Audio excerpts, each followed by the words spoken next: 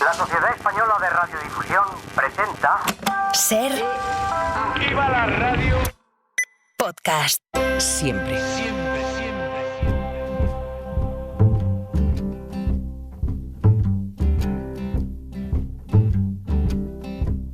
In the water, fire, I'll go wherever you go. In the valley, in the canyons, I'll go wherever you go. Hey, love, I'm ready now. Can't you see this riot inside of my veins? Hey, love, I'm overcome by desire.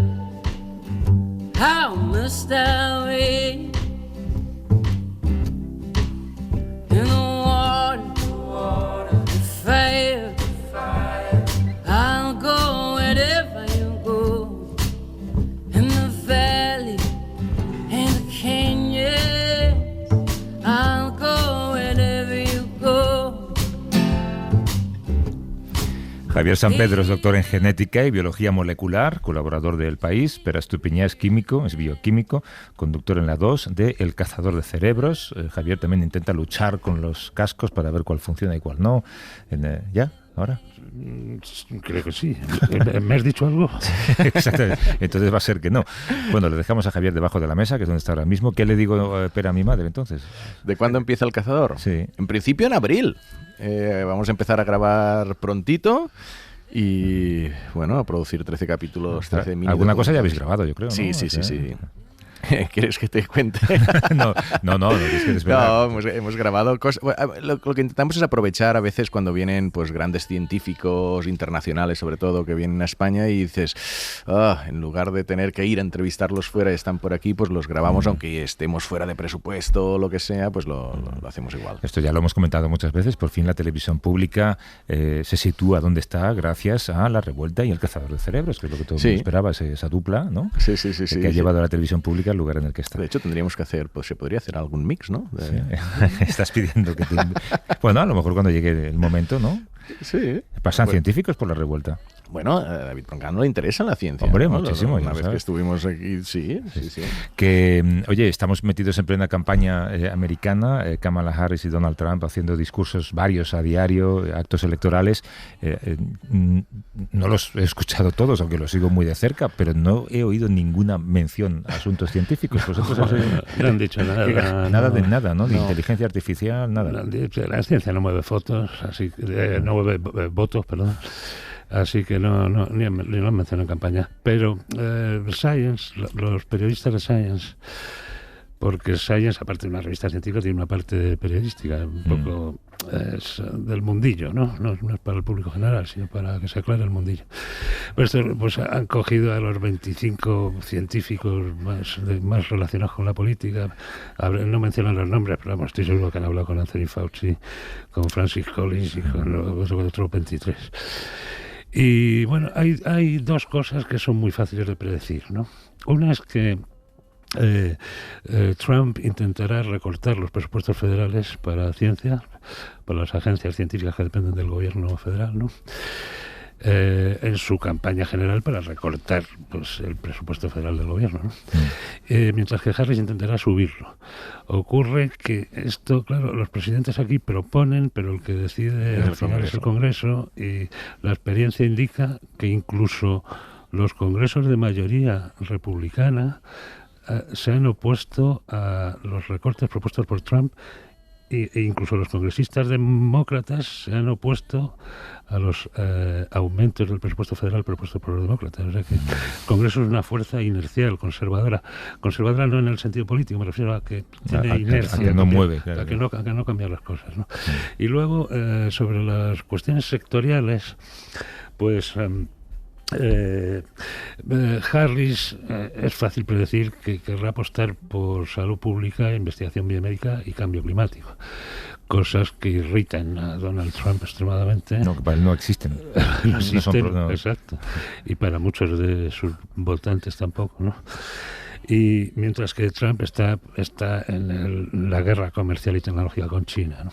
Y esto implica pues aumentar las inversiones en inteligencia artificial, tecnología, comunicaciones cuánticas, etcétera, ¿no? Pero lo hace por geopolítica, no por ciencia, ¿no? Sí, exactamente. Que has mencionado a Anthony Fauci, que fue epidemiólogo jefe con Obama y luego también con Trump. ¿Habéis visto lo que le ha pasado, no? No. Ahí escribió un ensayo abierto en el Washington Post y en el que contaba que lleva toda una vida trabajando en laboratorios y en la vida pública con virus de manera controlada. Le ha picado, se ha contagiado del virus del Nilo en el jardín de su casa de Washington. Por un mosquito. Sí, verdad, 3 meses sí, en el hospital. Es verdad. Dice que tiene mucha suerte porque mucha gente sale de ese tipo de picadura y de enfermedad con problemas neuronales y que le ha salido indemne. Pero lo contaba así, que parece mentira. Yo, epidemiólogo, toda la vida dedicada a esto y me pica un mosquito en el jardín de mi casa. Los primeros en palmar de COVID fueron los médicos chinos que detectaron el problema y describieron el virus, ¿no? Esto es algo común. Lo de los mosquitos, por cierto, estamos viendo también aquí en el sur de Europa que a medida que el planeta se calienta, el hábitat de estos vectores, ¿no? De los anófeles y demás mosquitos, culex, que transmiten enfermedades a los humanos, se va desplazando hacia el norte, ¿no? Es un fenómeno que estamos viendo y como hemos visto en el Valle del Guadalquivir, particularmente en la provincia de Sevilla este año, es necesario cambiar el chip. Las administraciones tienen que cambiar el chip y ponerse a fumigar cuando hay larvas. Ahora es tarde, para la primavera que viene tienen que ponerse a fumigar con los biocidas adecuados cuando hay larvas, ¿no? Pero porque una cosa es que te pique una picadura de mosquito convencional, digamos, íbero, mosquito español, que tampoco tiene mucha gracia. Que tampoco tiene gracia, pero bueno, pero otra cosa es que igual que ocurre, yo lo sé por mis hijas, será obligatorio tener mucho cuidado con esto porque hay casos aislados, pero muchos en zonas húmedas como es Washington, en los ¿no? humedales. Los mosquitos con el virus del Nilo. Sí. En fin, oye, hay una nueva iniciativa de esto que se llama geoingeniería, que es controvertida, que consiste en lanzar 5 millones de toneladas de polvo de diamante a la estratosfera para enfriar el planeta 1,6 grados. Seguramente así evitaríamos también la proliferación de mosquitos. Sí, para eso estaría muy bien, sí. Polvo de diamante, suena muy bonito, polvo de diamante. Polvo de diamante sintético costaría unos 200.000 millones de dólares. 200 billones españoles, o sea, 200 trillones americanos. Claro, 200 billones, ¿no? 200 billones españoles, pero a lo largo de todo este siglo. Bueno, a ver, la idea de la ingeniería sí que es controvertida, pues es el concepto de intentar enfriar artificialmente el planeta en el contexto de crisis climática, y eso viene la idea original de los volcanes. Los volcanes, cuando hay grandes erupciones, pues emiten partículas, emiten aerosoles, que se ha observado que hacen un poco como de sombra, hacen un poco de opacidad, crean opacidad, y los rayos del sol, pues algunos se reflejan de vuelta y eso enfría un poquito el planeta. Y los científicos pensaron, oye, ¿por qué no utilizamos algunos de estos gases? Por ejemplo, el dióxido de sulfuro, que crea aerosoles y que puede reflejar la luz. Y el dióxido de azufre. De azufre. Ya estamos aquí. Dióxido de azufre, sulfuro de óxido. Que luego empiezan a llegar los tweets, claro. Sí, que luego están los químicos escuchando y se monta uno, ¿no? Vale, entonces, claro, y esto podría tener algún problema de lluvia ácida y tal, pero se está investigando. Entonces, lo que han hecho este estudio que ha salido esta semana es analizar muchos posibles componentes, que si aluminios, que si calcitas, que se inyectarían en la estratosfera para intentar eso, que llegara menos radiación solar, menos calentamiento y se enfriara. Y vieron que el mejor sería el polvo de diamante. Lo que pasa es que es un poco... Igual un poco caro, ¿no? Es un poco caro. Entonces, claro, no sé... pero tiene dos ventajas. Una es que se cae al suelo muy lentamente, mientras que otros materiales más baratos pues, se caen enseguida y dejan de hacer el efecto que tienen que hacer. Y otra es que no forma grumos, porque los grumos capturan calor. Entonces, cuando el grumo cae al suelo, empeora la situación en vez de mejorarla. Igual si se usa todo el stock de diamantes, también acabamos con la desigualdad y hay un efecto colateral de... No sé si habría suficientes diamantes en Tiffany's, ¿no? Para 5 millones. Oye, hay un número de teléfono, si queréis abrimos para recibir alguna llamada, si alguien tiene una duda o quiere vuestro comentario al final del espacio, 638-855-349, es un número de WhatsApp, también vale que nos dejen una nota de audio o que nos den un número de teléfono o que nos planteen la pregunta por escrito, 638-855-349. Why you still going out every night? You don't have to try anymore. 'Cause that's the only way we get it right.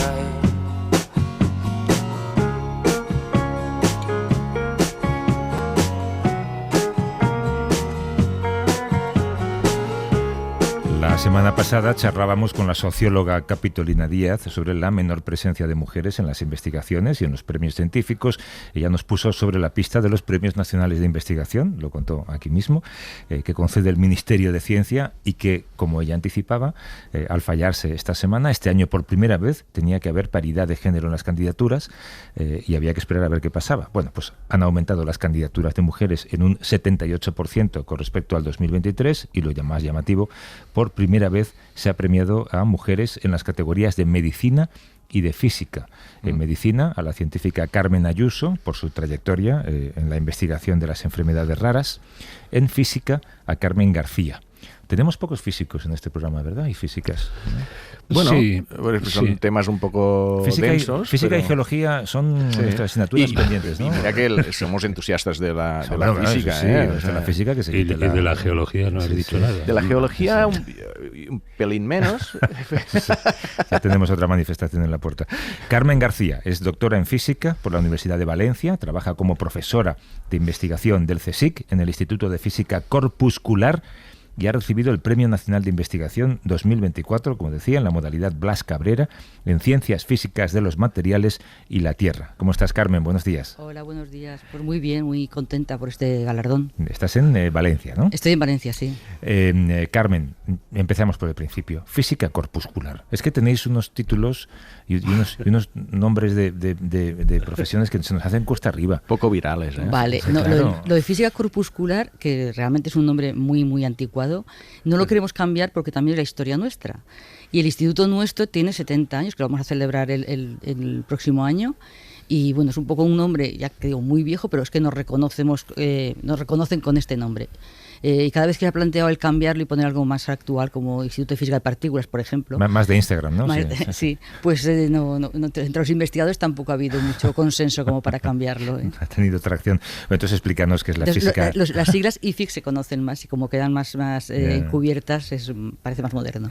Física corpuscular, entonces explícanos todo, o sea, cómo investigáis, qué es, a qué se dedica. Lo de la física corpuscular quiere decir la física de las partículas elementales, ¿vale? De las cosas más pequeñas que podemos encontrar en la materia. Entonces mi instituto, que es un instituto muy grande, somos 350 personas más o menos, investigadores, técnicos, bueno, lo que nos dedicamos, hay distintas partes, pero una parte importante es estudiar los constituyentes de la materia. Entonces tenemos un grupo importante de físicos teóricos, pero tenemos también, y aquí vengo a reivindicar, un importante grupo de físicos experimentales. Entonces los físicos experimentales lo que hacemos es diseñar, construir experimentos que nos permitan estudiar estos constituyentes de la materia. Entonces principalmente lo que trabajamos en aceleradores de partículas. Y mi línea de investigación es pues trabajar en el laboratorio europeo CERN, que está en Ginebra, que actualmente ha construido distintas instalaciones, distintos instrumentos, y el último instrumento en el que estamos trabajando es, que lo habréis oído, el Gran Acelerador de Hadrones, el LHC, y ahí chocamos unos protones contra otros a unas velocidades próximas a la velocidad de la luz, muchísimos protones a la vez, y lo que hacemos es intentar producir partículas nuevas, poner toda esta energía que se acumula durante el choque, invertirla en crear partículas nuevas. Y ahí es en lo que estoy trabajando. Y así encontrasteis el bosón de Higgs. El bosón de Higgs, evidentemente. Sí, Claro, lo que pasa es 2012. que claro, cuando un investigador, yo qué sé, pues en medicina o en biología, pues te habla de un virus, pues sabes que el virus sirve para, yo qué sé, pues curar determinada enfermedad, ¿no? O investigar ese virus.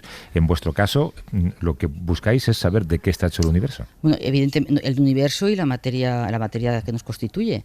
Y esto es ciencia básica, y la ciencia básica, bueno, no puedo justificar que tenga una aplicación inmediata, Pero sí que es verdad que si tú no conoces la estructura de la materia, no puedes avanzar en el conocimiento. Por ejemplo, si tú no conoces la estructura de un átomo, no sabrías lo que es un semiconductor, y tú imagínate vivir sin semiconductores. Ahora no estaríamos hablando, evidentemente. Adiós al iPhone. Sí, sí. ¿Sabes?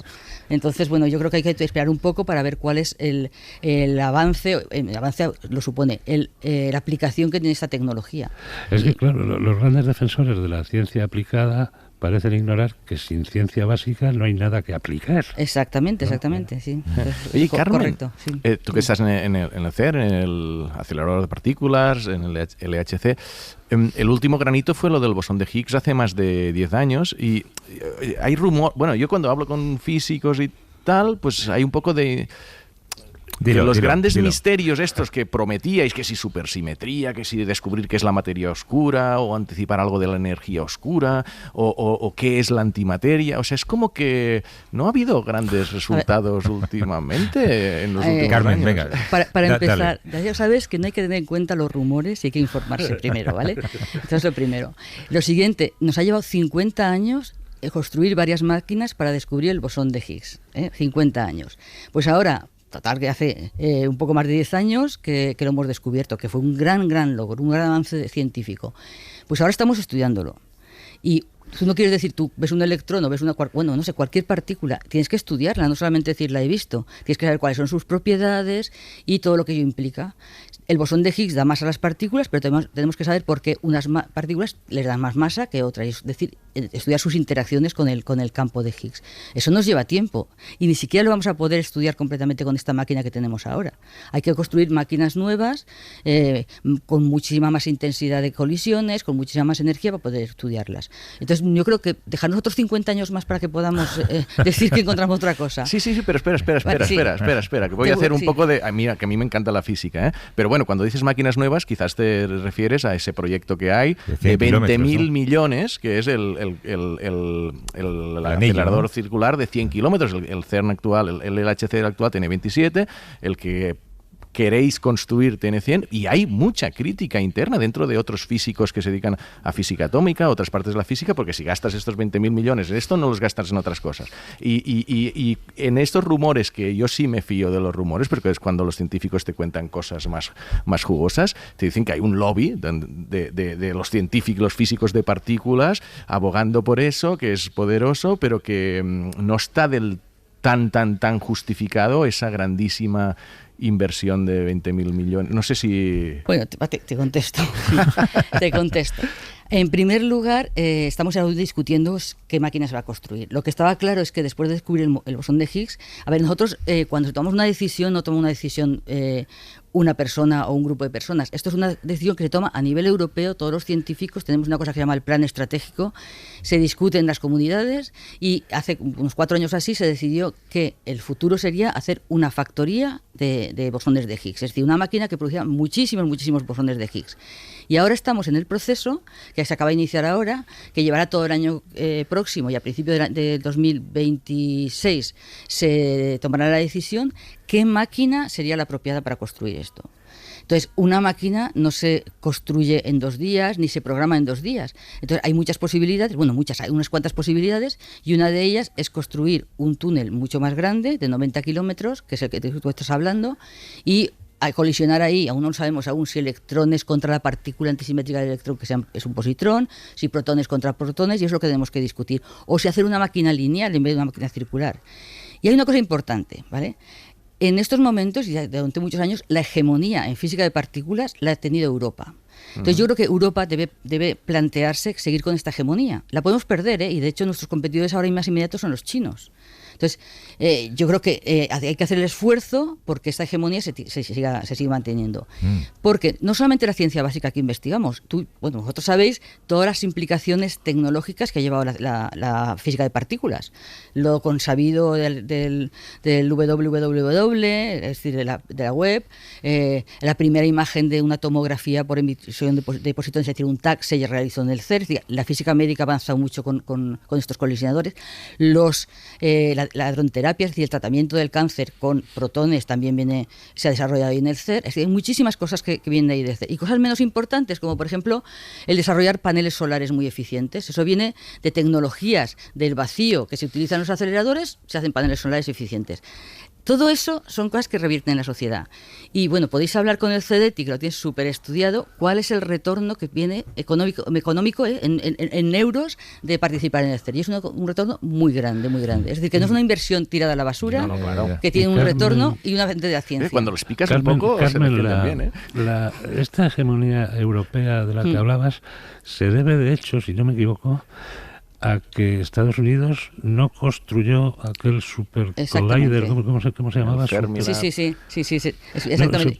Decidieron no financiarlo y claro, fue el CERN el que... ¿En qué administración? Exacto. Eso no lo recuerdo. Hace ya Bush, tiempo, quizá, ¿no? antes de construir el LHC, claro, pues sería... Antes en la época del LEP, incluso, que serían los años por el 2000 o algo así. Pues la época de Bush, entonces. Sí. Me acuerdo que en el ala oeste de la Casa Blanca hay un capítulo dedicado a esto, esas series de los... de los Sorkin. Que claro, vosotros trabajáis, decías, Carmen, con partículas de milésimas de milímetro, que no solamente son muy pequeñas, sino que se mueren pronto, ¿no? Sí. ¿Cómo se manipulan? ¿Cómo las manipuláis? A ver, realmente, bueno, lo que nosotros tenemos es colisionamos en este caso los protones y hay partículas estables, ¿vale?, que son lo que vemos. Pero las partículas que producimos, por ejemplo, imagínate el bosón de Higgs, ¿vale? Se produce el bosón de Higgs y muchas más cosas junto con él, y el bosón de Higgs se muere enseguida. No llegamos a ver el bosón de Higgs, vemos los productos de su desintegración. Entonces vemos las partículas estables que vendrían de ese bosón de Higgs, que son muones, electrones, fotones, y con todo eso hacemos una cosa muy sencilla que hasta en el bachiller se estudia, que es hacer un balance de energías. Tú miras la energía que tienes al final. Bueno, es un poquito más complicado que todo lo que digo, pero bueno, miras la energía que tienes al final y tal, y entonces a partir de ahí reconstruyes de qué partícula ha venido todas esas partículas. Y entonces ves que hay una cosa que aparece siempre una masa constante, y dices, bueno, pues aquí tengo una partícula nueva con esta masa, y eso es el bosón de Higgs. Vale. ¿Sabes que Paqui y Juanjo Millás hicieron un reportaje en un laboratorio de Canfranc y aseguran que ellos escucharon a los neutrinos, que no se ven, pero que se escuchan? La música de los neutrinos, bueno, no creo. Verían su interacción de alguna forma y tal vez, sí. Pero nosotros las partículas también las escuchamos, ¿eh? Hay unos detectores que son muy antiguos y muy bonitos que se llaman cámara de chispas, que cada vez que pasan por un campo eléctrico muy potente, pegan un chispazo, entonces también las escuchas. Ya. Sobre esta cuestión que decías antes, porque claro, el bosón de Higgs o el campo de Higgs, ¿no? Es quien da masa a las partículas, pero les da distintas masas, como mencionabas antes. Sí. ¿Qué ideas manejáis? ¿Por qué el bosón le da más masa a un quark que a un electrón? Pues eso nos gustaría saberlo, ¿eh? Eso es uno de los problemas, vale. Entender por qué unas partículas son más masivas que otras. Sí. Y peor todavía, ¿por qué el bosón de Higgs se da masa a sí mismo? Porque el bosón de Higgs tiene masa. Ajá. Eso hay que entenderlo también. Claro. Oye, y dentro de estos misterios, y antes te decía que hay grandes misterios que siempre se ha prometido que están a punto de llegar. Yo estuve en el LHC hace 8 o 9 años y allí estaba a punto de caer la supersimetría. Y supersimetría pues es un concepto abstracto, pero que se puede analizar experimentalmente. También está todo esto de la materia oscura, que ya se postuló en los 70. Está este misterio de por qué hay más materia que antimateria. Todavía no lo sabemos, pero ¿hay progresos en eso o están encallados? A ver, hay progresos y, por ejemplo, en el caso de las supersimetrías hay progresos que a lo mejor uno considera que es un avance el descartar modelos, ¿sabes? Entonces sí que se descartan algunos modelos. Los modelos más simples sabemos que no encajan bien y que los teníamos que haber visto y no los hemos visto. Pues eso rompe, echa por tierra todos estos modelos más simples. Entonces, modelos más complicados. Y se carga la navaja de Occam también, ¿no? Que dice no, que... no os vayáis por las ramas. Bueno, pero la navaja de Occam dice que... El modelo más simple. Que sí, ante dos modelos para explicar algo, el más simple suele ser el correcto, pero esto no siempre es verdad, ¿no? Pero aplicando ese modelo diríamos, pues supersimetrías no está, pero tenemos que seguir buscando todos los rincones de supersimetrías. Ajá. Y se está ahí trabajando mucho en buscar todos estos rincones. Lo de la materia y antimateria, pues está estudiando también ahí porque la materia y la antimateria no son completamente simétricas, que es lo que nos lleva a este universo de materia. Y se supone que teníamos que estar en un universo donde hubiera igual cantidad de materia que antimateria. Sí. Y posiblemente, menos mal que no estamos así, porque si no nos hubiéramos aniquilado y no estaríamos aquí. Entonces debe haber algo que diga que había un poquitín más de materia que de antimateria, y nosotros somos el remanente de esta materia en la evolución del universo. Oye, y Carmen, eso lo estamos aún estudiando. Carmen, los dos grandes misterios de la física actual. Todo lo que vemos, incluido nuestro cuerpo y todo el cielo nocturno, es el 5% de lo que existe, según calculamos, ¿no?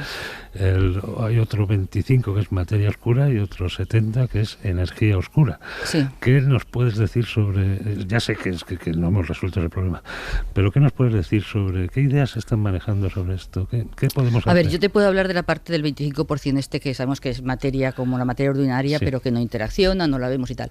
Pues eso, claro, es que hay un abanico tan enorme de posibilidades, y sobre todo si es una partícula, esa materia que sería lo ideal, vamos, pues desde mi punto de vista, ¿no? Que fuera una partícula, tiene un rango de masas tan sumamente amplio que no tienes un único experimento donde lo puedas buscar, y tienes que buscar en muchos sitios, ¿vale?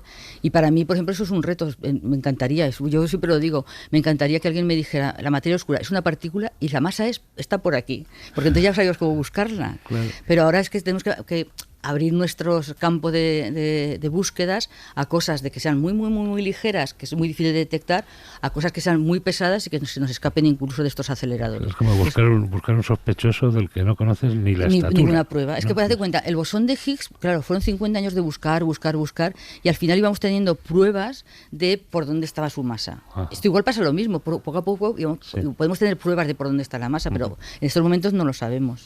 ¿Os dais cuenta de que todos habéis pronunciado la palabra supersimetría como si yo supiera qué es? Como si hubiera lo que... Bueno, pues que nos explique Carmen.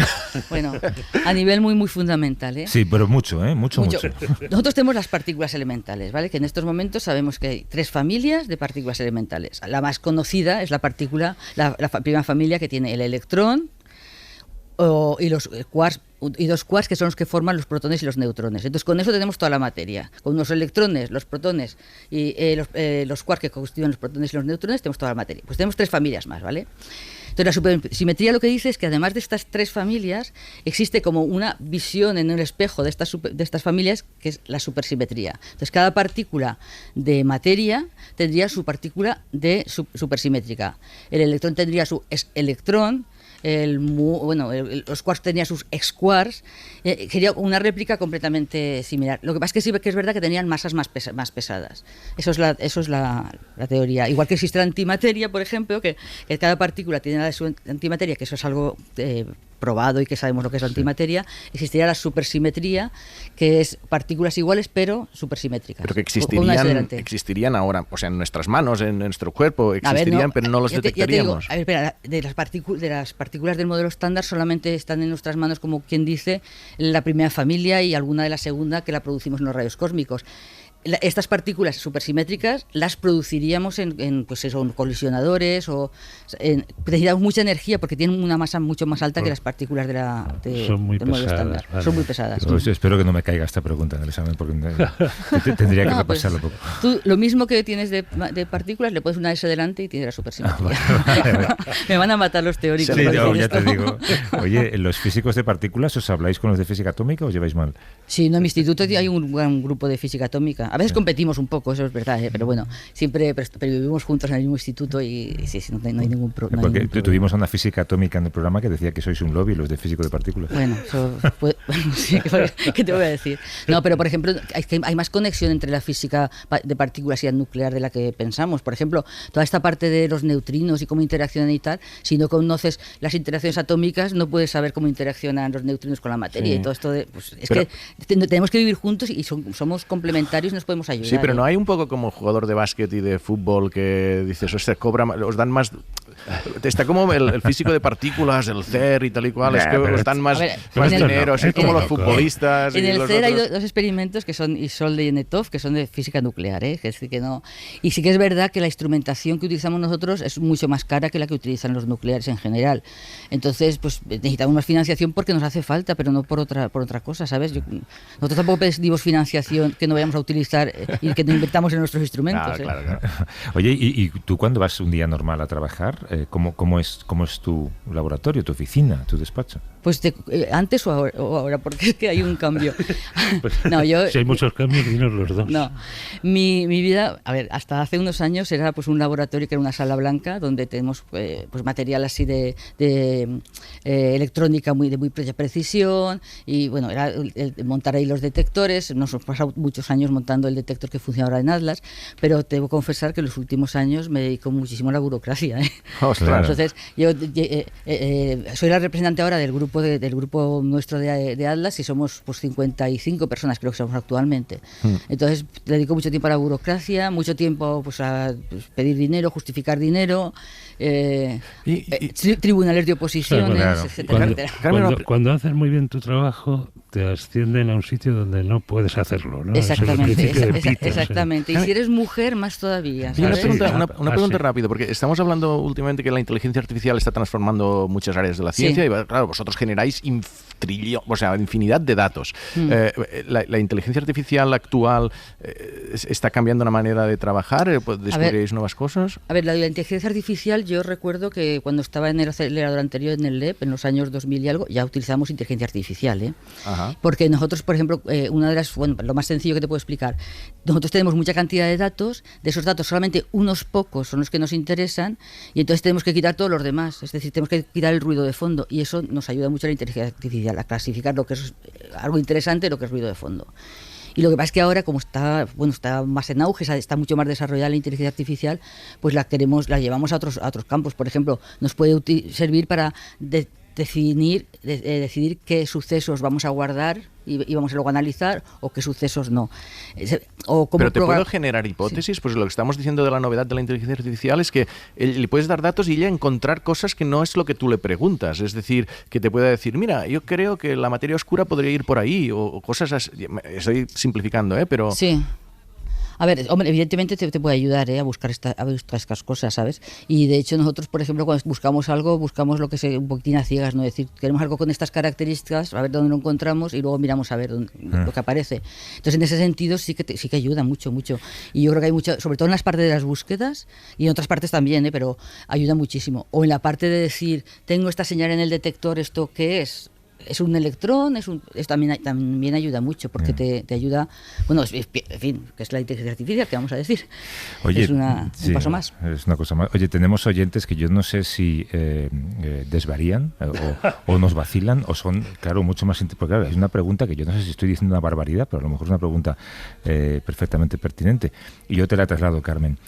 ¿La supersimetría puede explicar lo cuántico? Sí que tienes oyentes raros, ¿eh? Vale, gracias. O sea, la respuesta es no. Creo que no tiene que haber una cosa con la otra. Vale, no se estaban vacilando entonces. Oye, Premio Nacional de Investigación, la primera vez que se ha premiado a mujeres en las categorías de medicina y de física. ¿Cuánto tiempo tiene que pasar para que esto deje de formar parte de la presentación del premio? Pues es un tema que de verdad que es un poco... Es que el problema viene desde el principio de los niños, que parece que la ciencia no es cosa de mujeres, ¿no? Y la ciencia en particular la física. Entonces, y las ingenierías tampoco. Entonces, claro, si tú no tienes... una base de mujeres formadas que luego accedan a distintos puestos de trabajo, pues es difícil que consigan premios, evidentemente, porque hay más hombres. Entonces, en este sentido, por ejemplo, yo creo que este año se ha hecho un poco de política activa y de decir, bueno, tiene que haber tantos candidatos de hombres que de mujeres. Y entonces eso ayuda a que tengamos más premios. Pero el problema fundamental es que hay muy pocas mujeres en estas especialidades. Y no en la medicina, pero que sea otro problema. Pero en la física hay muy pocas mujeres, somos muy pocas mujeres. Pero yo, he trabajado en una cosa que dentro de mis burocracias y tal, he estado coordinando el área de física y tecnologías físicas del CSIC hace unos años y cada vez que nos pedían información, mujeres para tal, parecía que te costaba un poco encontrarlas, pero estaban ahí, ¿sabes? Entonces lo que sí que hay que saber es buscar a estas mujeres porque existen, están ahí y son igual de competentes que los hombres o a veces más y simplemente es que acordarse de ellas porque en un mundo lleno, en este caso de la física, lleno de hombres, el identificarlas a lo mejor es más complicado, pero existen y estamos ahí. Pues esperemos que tu premio sea un estímulo. Exacto. Sí, yo creo que esa es una parte que me alegra más todavía por eso, porque ser un poco en ese sentido pionera y que se vea que se puede hacer y que hay que que contar con estas mujeres. Carmen García, que es doctora en física por la Universidad de Valencia, trabaja como profesora de investigación del CSIC en el Instituto de Física Corpuscular, ha recibido ese Premio Nacional de Investigación 2024 en la modalidad Blas Cabrera en Ciencias Físicas de los Materiales y la Tierra. Carmen, gracias por venir y darnos una clase magistral gratis. Pues, gracias a vosotros. Gracias a vosotros. Un abrazo. Hasta luego. Hay muchos oyentes que preguntan por el tema de los diamantes, si no podíamos hacer un crowdfunding para que los ricos los donen y tal, que si afectarían a los pulmones en nuestra respiración el polvo de diamantes. Serían cuestiones que habría que examinar. El polvo de diamante tiene la ventaja de que es muy inerte respecto a otros compuestos como los dióxidos de azufre. Es muy inerte, de manera que cabe esperar que haga sea menos dañino para la salud. Igualmente, todo esto de la geoingeniería es en caso de que la cosa se va de madre, poder hacer una intervención inmediata. Para cumplir París siempre ha requerido geoingeniería. Eso es la gran verdad oculta. Javier San Pedro Pera Estupiñán, hasta la semana que viene. Abrazos. Hasta luego.